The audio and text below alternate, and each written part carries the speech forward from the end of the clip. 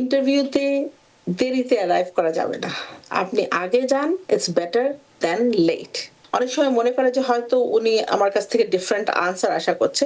তখন নিজে একটা আনসার তখন মাথার মধ্যে ক্রিয়েট করে আনসারটা দিতে অফিসারকে হ্যাপি করার চেষ্টা করে অনেক ইন্টারভিউয়ার। সেটা করবেন না। You don't answer unless officer ask you.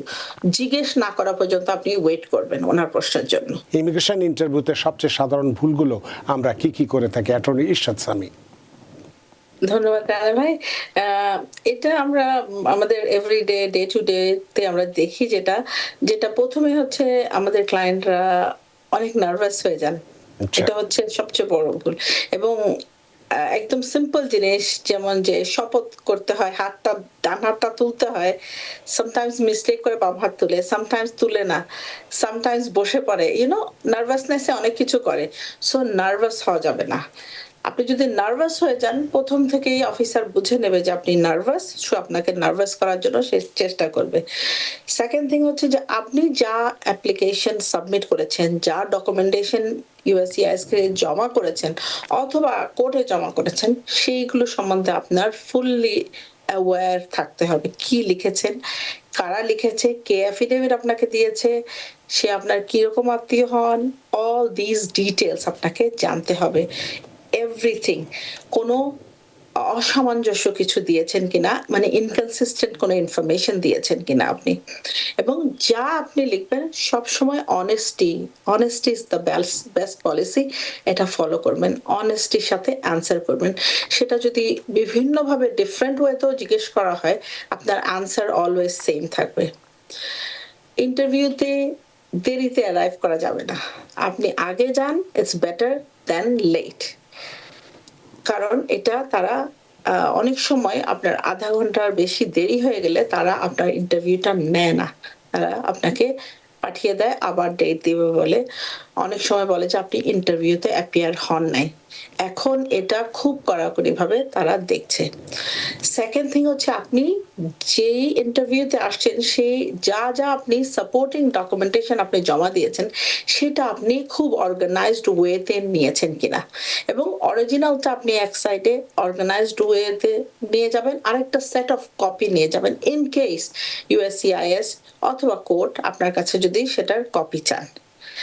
আর আরেকটা হচ্ছে যে আপনি প্রিপেয়ার কিনা, আপনি যা ইউজুয়ালি 90% অফ দ্য প্রশ্ন আপনি যা জমা করিয়েছেন সেটার উপরে, এবং যে অ্যাপ্লিকেশনে আপনি চাচ্ছেন, যেমন ফর এক্সাম্পল I-130 ইন্টারভিউ হতে পারে, যেটা পিটিশন রিলেটিভ পিটিশনার আপনার US সিটিজেন পিটিশনার আপনার জন্য অ্যাপ্লাই করেছে, সেটাতে I-130 আর অ্যাডজাস্টমেন্ট হচ্ছে আপনি গ্রিন কার্ডের এখানে থাকার জন্য যে আবেদন করেছেন সেটা। তো আপনি যেই ফর্মই করেন না কেন সেই ফর্ম থেকে আপনাকে বেশিরভাগ প্রশ্ন জিজ্ঞেস করা হয়, ইউজুয়ালি 90%। তো সেই ফর্মের সবকিছু খুঁটিনাটি এভরিথিং আপনার যেটাই আপনি বুঝছেন না, আপনার লয়ারের সাথে পরামর্শ করে আপনি ক্লিয়ার হয়ে যান বিফোর ইন্টারভিউ। এবং অবশ্যই কোনো একজন এক্সপেরিয়েন্স লয়ার আপনার সাথে নেবেন, যাতে ইন্টারভিউ অফিসার কোন রকম আনফেয়ার ট্রিট করতে না পারে আপনাকে। যেমন একটা প্রশ্নকে তারা ৪-৫ বার জিজ্ঞেস করতে পারে না। আপনি একটা প্রশ্ন যদি একবার সুন্দর আনসার দিয়ে দেন, officer has to stick by it. যেমন অ্যাটর্নি যদি প্রেজেন্ট থাকে এবং আপনাকে যদি বারবার একই প্রশ্ন করে এবং উত্তর আপনি দিয়েছেন এর আগে, এরপরেও আবার ঘুরিয়ে ফিরে সেম প্রশ্ন করে, তখন মানুষ অনেক সময় মনে করে যে হয়তো উনি আমার কাছ থেকে ডিফারেন্ট আনসার আশা করছে। তখন নিজে একটা আনসার তখন মাথার মধ্যে ক্রিয়েট করে আনসারটা দিতে অফিসারকে হ্যাপি করার চেষ্টা করে অনেক ইন্টারভিউয়ার। সেটা করবেন না। আপনি যেই প্রশ্নটা উনি আপনাকে করেছেন সেটা আপনি বুঝে তারপরে উত্তর দিবেন। এবং অলওয়েজ প্রথমে লিসেন, কি প্রশ্ন করছে, এবং শোনার পরে আপনি বুঝেন, বোঝার পরে আপনি উত্তর দেন। এবং উত্তর অলওয়েজ সিম্পল ছোট সেন্টেন্সে উত্তর দিবেন, এবং যদি সম্ভব হয় হ্যাঁ বা নাতে উত্তর দিতে পারবেন তাহলে আপনার উত্তরটা আপনি হ্যাঁ বা নাতে রাখবেন। আর যদি মনে করেন যে আপনার যে প্রশ্ন অফিসার করেছে সেটাতে উনি ডিটেইলস চাচ্ছে, তখন আপনি ছোট করে উত্তর দিতে থাকবেন এবং অফিসার আপনাকে বলবে, নেক্সট কোয়েশ্চেন করবে। কিন্তু আপনি যদি অনেক লম্বা করে আনসার করেন, তখন অফিসার আপনাকে আরো প্রশ্ন করার জন্য আপনি তাকে ডোরটা ওপেন করে দিবেন। সো আমাদের সাজেশন হচ্ছে always very to the point answer করা। Don't go beat around the Bush.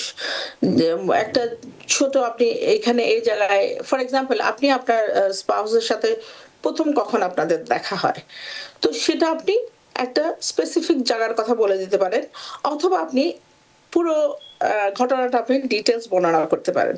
So প্রথমে যখন অফিসার আপনাকে জিজ্ঞেস করবে, আপনি ওই ছোট্ট আনসারটা দিবেন।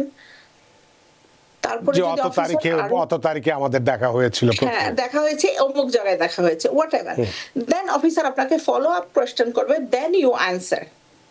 ওকে, আমরা অনেক সময় মনে করি যে ওকে আমরা এটা বললে মনে হয় অফিসার খুশি হয়ে যাবে, তখন উনি নিজে থেকে ভলেন্টারিলি অ্যান্সার করতে থাকে। সো আমরা সেখানে সাজেস্ট করি যে no, you don't answer unless officer ask you. জিজ্ঞেস না করা পর্যন্ত আপনি ওয়েট করবেন ওনার প্রশ্নের জন্য। অনেক ধন্যবাদ অ্যাটর্নি ইরশাদ সামি। আপনি তো ভুলের কথা বললেন, কিছুটা প্রস্তুতির কথা বললেন ইন্টারভিউর ক্ষেত্রে। তো এক্ষেত্রে আমরা যদি ভুল তথ্য দিয়ে থাকি, কখনো কেউ যদি ভুল তথ্য দেয়, ভবিষ্যতে তার পুরো কেসটি কি ঝুঁকির মধ্যে পড়তে পারে? যদি আপনি রিয়েলাইজ করেন, ফর এক্সাম্পল, যে আপনাকে একটা প্রশ্ন জিজ্ঞেস করেছে আপনি কখন প্রথমবার মিট করেছেন, তখন আপনি হয়তো ভুলে আপনার বিয়ের ডেটটা বলে দিচ্ছেন, ফর এক্সাম্পল, আমি জাস্ট উদাহরণ হিসাবে এটা ইউজ করছি।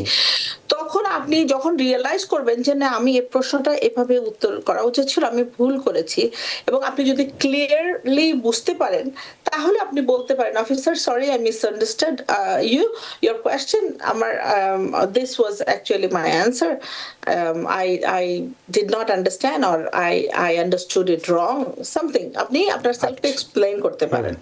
এবং যদি আপনি মনে করেন যে you made a big blunder এবং আপনি এটা কন্টিনিউ করতে পারছেন না, পারবেন না, এবং আপনার মিস্টেকটা আপনার is goes to the core of your case, তখন আপনি বলতে পারেন আপনার লয়ারকে যে আমি একটা ছোট ব্রেক চাই, আমি আইদার পানি খাবে অথবা বাথরুমে যাবে অথবা সামথিং, একটা ছোট ব্রেক নিয়ে আপনি আপনার, অথবা আপনি বলতে পারেন যে I need to talk to my lawyer, I need some time, so they will give you some time.